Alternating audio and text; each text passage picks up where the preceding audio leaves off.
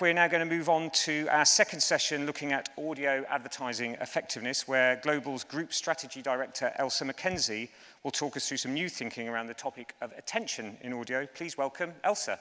Hi everyone. I'm really conscious that I'm not only the third session on research, but standing in the way of you and your coffee. So I hope you can give me just 15 minutes more focus as I explain to you why I believe audio is your secret weapon in the era of distraction. It's fair to say that life feels pretty overwhelming these days. When I'm in my Pilates class, I'm thinking about what I need to buy for dinner. When I'm commuting in the morning, I'm often checking my emails at the same time as listening to the radio on my phone. And when I'm watching TV in the evening, I often find myself scrolling on social media, and I can't even remember why I picked up my phone in the first place.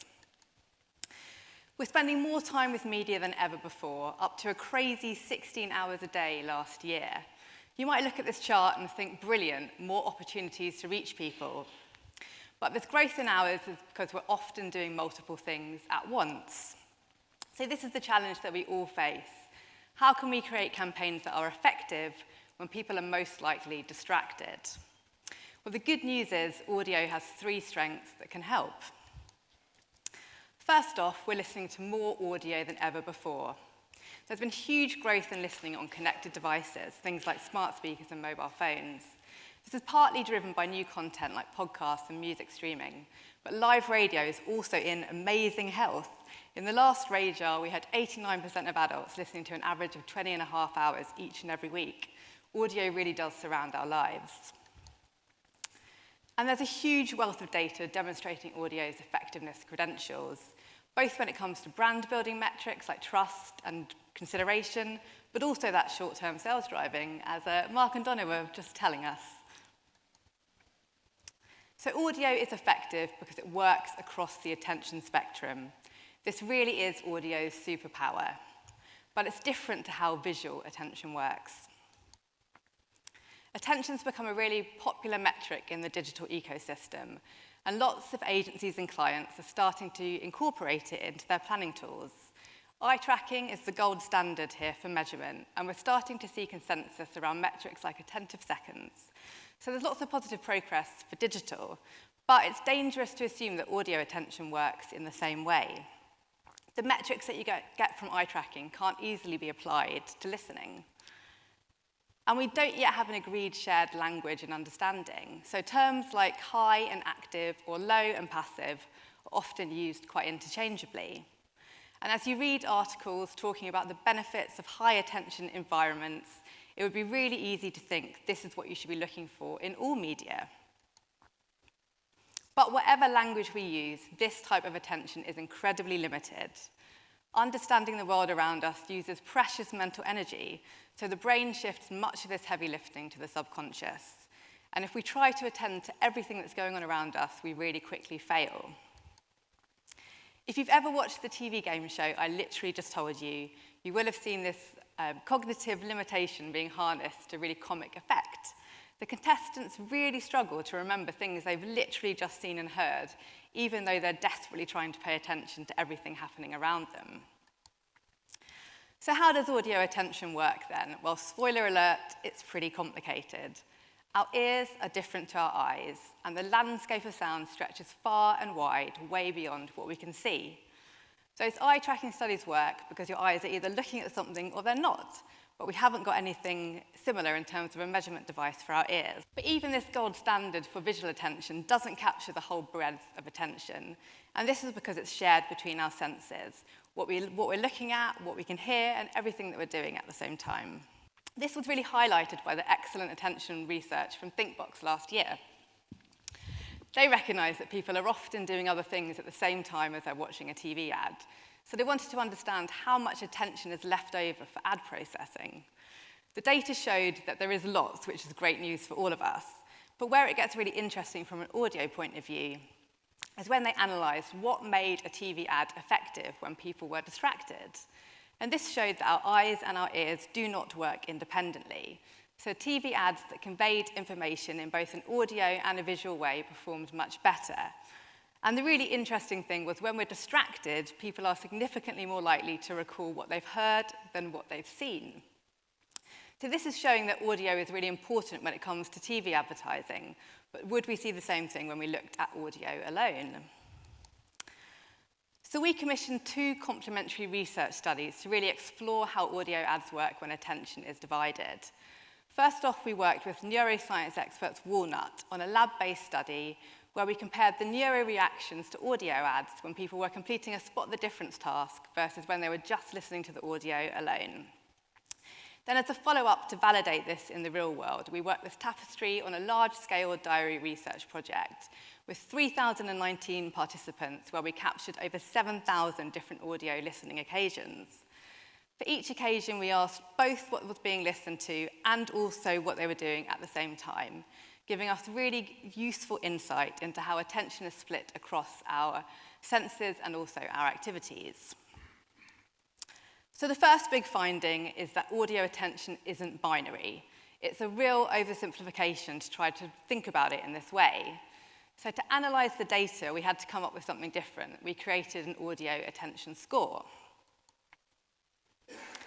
The score was based on a simple sum. It looks a bit complex, but for each listening occasion, we asked people to score their attention to what they were listening to from 1 to 5, with 1 being very little attention, 5 being lots of attention.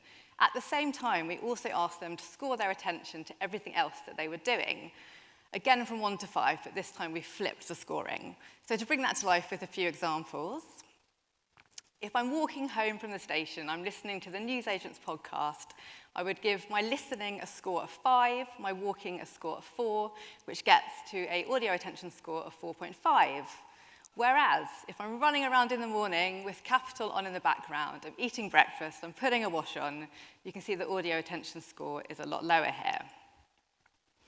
So we came up with the audio attention score, but for every occasion, we also asked what was being listened to, what device, why they were listening, where they were, who they were with. So giving us a really detailed understanding of the breadth of audio listening and how attention maps onto it. And then we've created this audio listening framework, which really helps visualize how audio attention exists on a continuum. On the left-hand side, you have focused attention, where the majority of our attention is on the audio content that we're listening to. Then, as we move to the right, the attention becomes more divided as we start to give more of our attention to the other activities that we're doing at the same time. At the more focused end, audio is being used to wind down, relax, feel up to date. Then as attention becomes divided, it's part of our usual routine and it's on in the background. We tend to give more focused attention to things like audiobooks and podcasts, whereas we're often doing other things while we're listening to music, radio, and music streaming. So that's where attention becomes more divided. And you can see that we tend to have more focused listening in the evenings and more divided listening in the day. So hopefully so far, so good. But we didn't just want to understand the breadth of audio listening and how attention maps onto it. We also wanted to understand, would there be any difference in the effectiveness of audio ads based on the level of attention people were paying to the audio? Sip of water. So, for each of those over 7,000 audio occasions, we also asked people, did they recall hearing any advertising, and if they did, which brand it was for? And we then mapped these really important recall metrics to those audio attention scores. So from the story that I've told so far about the resilience of audio to distraction, you might be able to take a good guess as to what we found. Ad recall was really similar across the attention spectrum, meaning people recalled hearing an ad in around a third of different listening occasions across the previous 24 hours. And it was a really similar picture for brand recall too, with over 670 different brands spontaneously mentioned, from big national advertisers like Tesco to those challenger brands like Starling Bank, and also a lot of local advertisers too. So the data's showing us that audio advertising is effective across the attention spectrum, both when attention is focused and when it's more divided. And this is because our ears are always on, scanning for relevant things to attend to. So the next stage of our audio attention journey is going to focus on the importance of relevance and familiarity. It's just worth pausing for a minute to remember the point I made at the beginning. Every second of every day, our brain is busy processing everything that's going on around us. It's a real sensory bombardment, but we manage it with ease. We tune into the things that our brain decides is relevant in that given moment. And one of the key drivers of this is relevance. This could be a honking horn when you're crossing the road or hearing your name across a crowded room. But in the advertising world, relevance is things like being an existing customer of the brand, being in market, hearing a relevant special offer or promotion. And our busy brains also tune into things that are familiar. So the first few seconds of a favourite song on the radio, hearing a child crying across the park. But in our research, familiarity included things like recognising the voice used in the ad, it having a catchy jingle, or even just having heard that ad before.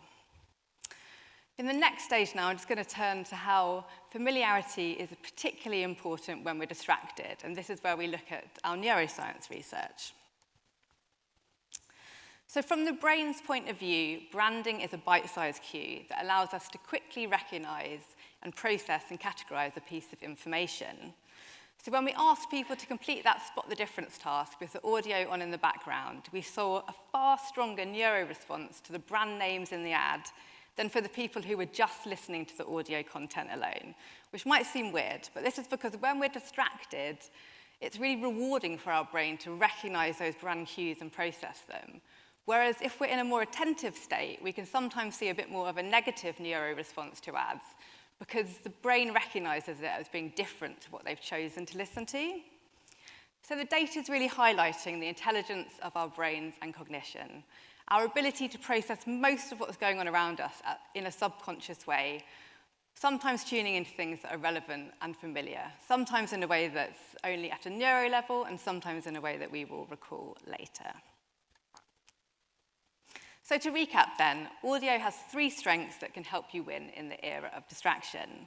I've just shown you how it's unique in working across the attention spectrum, both when attention is focused and when it's divided. And there's a whole wealth of data demonstrating its enduring effectiveness. And a really good place to start is the Radio Centre website. There's loads on there. And the huge breadth of audio content and listening platforms means it really surrounds our lives, giving you more media moments to target. But if you really want to take full advantage of the audio opportunity, it's important that you design for distraction. What do I mean by this? Well, you should start with the assumption that most encounters with your ad are going to be distracted, unless you're only targeting podcasts, but that is a different story. So you need to make sure you invest in distinctive audio assets, things like voices, music, and sonic logos, and use them everywhere across the marketing mix. Brand early and often. Our distracted minds are looking for simple to process cues, so introduce these early in the ad, ideally within the first few seconds. And entertain to create positive emotion.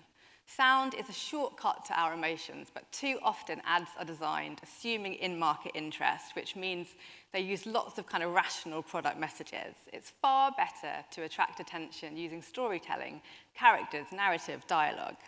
Things that this really high-performing ad does very well. Ooh, Haribo Star Mix. I love strawberry hearts. This ring is really squidgy. Imagine if we could use the rings for handcuffs to catch the baddies. Maybe when we've got them, we give them a squishy bear to give them a cuddle. Yeah.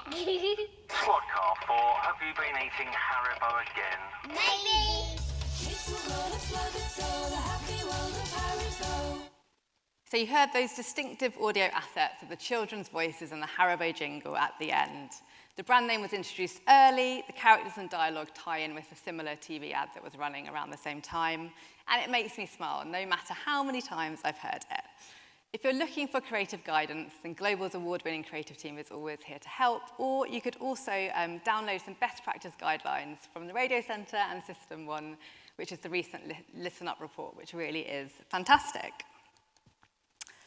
So, attention is complicated. It's shared across our senses and activities in a constantly shifting balance. And this means that we're very rarely focused on just one thing, particularly when it comes to advertising. But the answer isn't to create campaigns that demand more attention. It's much more effective to change our approach and focus on making the most of the attention that we've got. Our ears and our brain are expert at working with divided attention, and this is why I believe audio is your secret weapon. Thank you.